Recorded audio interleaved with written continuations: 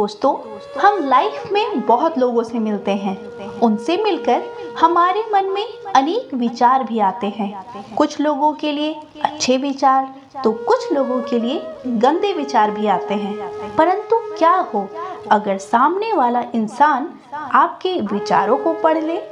आज मैं आपको एक ऐसी ही कहानी सुनाने जा रही हूँ। महात्मा बुद्ध के अनेक शिष्य थे।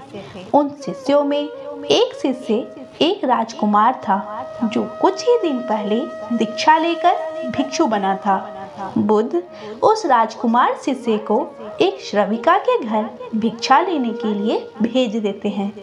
रास्ते में उस भिक्षु के मन में विचार आने लगते हैं, जो पकवान मुझे पसंद थे अब तो वह खाने को नहीं मिलेंगे, जो रूखा सूखा मिलेगा मुझे वही खाना होगा। यह सोचते सोचते वह श्रविका के घर पहुंच जाता है। श्रविका उसका स्वागत करती है और भोजन के लिए आसन ग्रहण करने के लिए बोलती है। वह भिक्षु बैठ जाता है। उसकी थाली में वही भोजन परोसा जाता है जो उसे पसंद थे। वह हैरान रह जाता है। फिर उसके मन में विचार आता है कि शायद यह संयोग होगा, जो मुझे पसंद है वही आज घर के भोजन में बना होगा। भोजन करने के बाद उसके मन में फिर से विचार आते हैं। मैं तो भोजन के बाद महल में विश्राम करता था, लेकिन आज तो कड़ी धूप में ही वापस लौटना होगा। तभी वह श्रविका कहती है, भंते आप थोड़ी देर विश्राम करके जाइए, आपकी बड़ी कृपा होगी। यह सुनकर वह भिक्षु फिर से हैरान हो जाता है। विश्राम करने के लिए तो मैं सोच रहा था, भला इस श्रविका को कैसे पता चला? फिर उसने सोचा, शायद यह भी संयोग होगा। श्रविका को लगा होगा कि मैं कितनी दूर से आया हूँ, भोजन के बाद विश्राम करूँगा तो अच्छा रहेगा। श्रविका विश्राम करने के लिए चटाई बिछा देती है। वह भिक्षु लेट जाता है। लेटते ही उसके मन में फिर से विचार आने लगते हैं। महल को छोड़ने के बाद ना तो सिर पर किसी का हाथ है, ना छत है और ना ही बिस्तर है। तभी वह श्रविका जो चटाई बिछाकर जा रही थी, रुककर कहती है, भंते आप ऐसा क्यों सोचते हैं? बुद्ध से बड़ा कोई साया नहीं, जमीन से बड़ा कोई बिस्तर नहीं और आकाश से बड़ा कोई छत नहीं। कृपया आप ऐसा ना सोचें। यह सुनते ही वह भिक्षु घबरा कर उठकर बैठ जाता है। अब तो यह मात्र संयोग नहीं रह गया।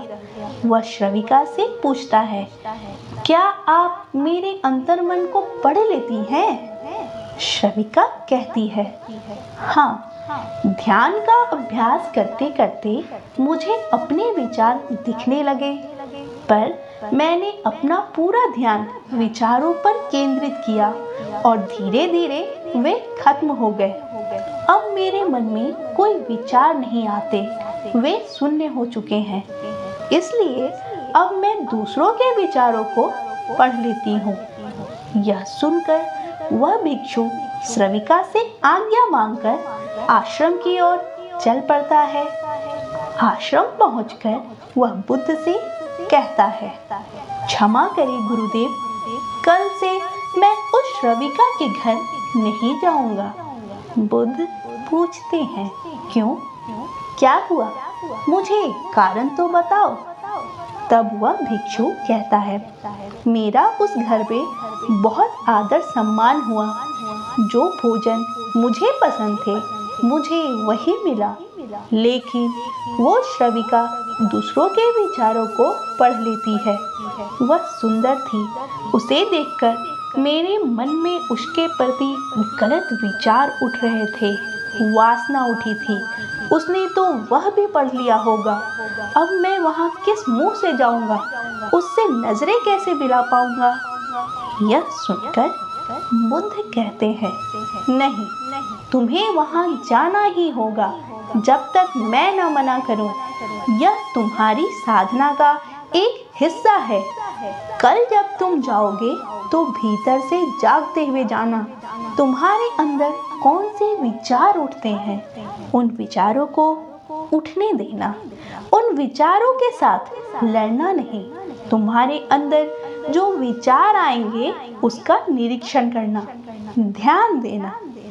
दोस्तों, अब आप बताइए, अगर उस भिक्षु की जगह हम और आप होते तो क्या उस जगह पर जा पाते जो आपके मन को पढ़ लेता हो? क्या आपके मन में उसके प्रति गलत विचार आएंगे? नहीं ना। वह भिक्षु उस श्रविका के घर के लिए चल पड़ता है। वह अपने मन के भीतर देख रहा था। जैसे जैसे वह घर के नजदीक पहुंच रहा था, उसके मन में भय हो रहा था कि कहीं वह विचारों को पढ़ने वाली श्रविका ना आ जाए।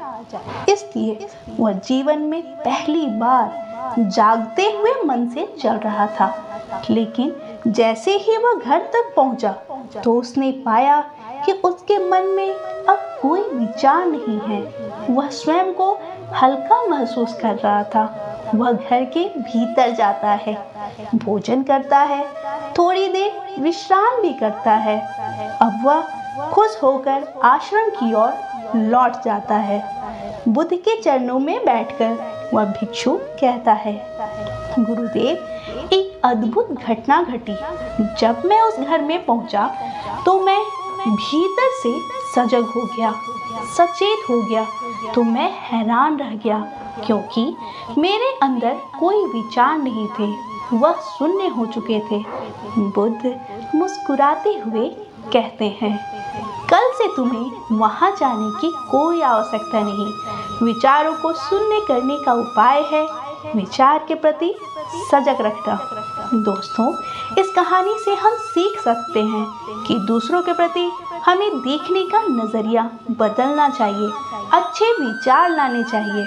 आपको यह कहानी कैसी लगे हमें कमेंट में बताइए और हमारे चैनल को लाइक, शेयर और सब्सक्राइब करें। मैं फिर मिलूंगी एक नई कहानी के साथ। तब तक के लिए अपना ख्याल रखें और खुश रहें। धन्यवाद।